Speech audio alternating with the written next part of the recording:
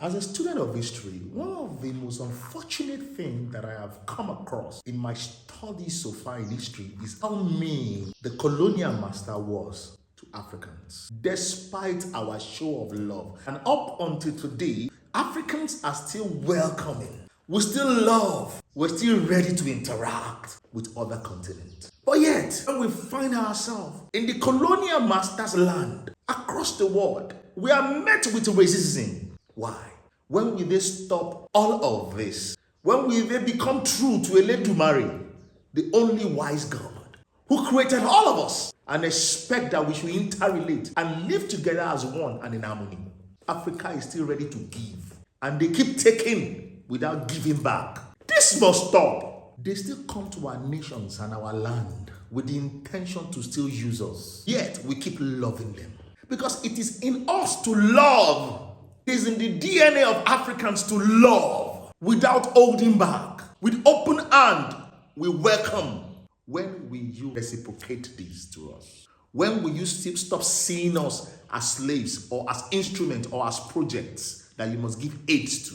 When? I'm happy today, Africa is waking up at every quarter across Africa, in all industries. Africans, come home and build your land. Come home and make Africa what it's supposed to be. There's nothing wrong in going to the distant land and gaining their wisdom. Bring it back home and domesticate it. Let's use it to develop our continent. There is this saying I believe so strongly. I know for true that it is real.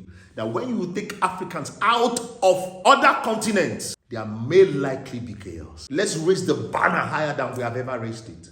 Let's emphasize together on the potentials of Africa.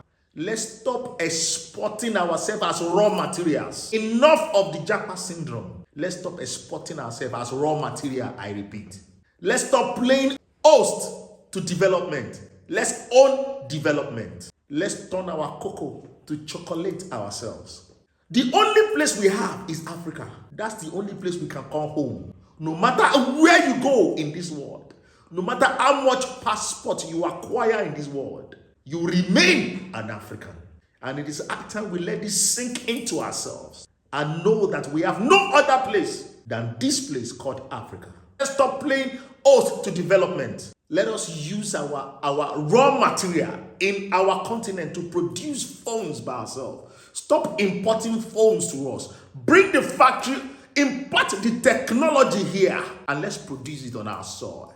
Africa is blessed. Stop calling us cursed.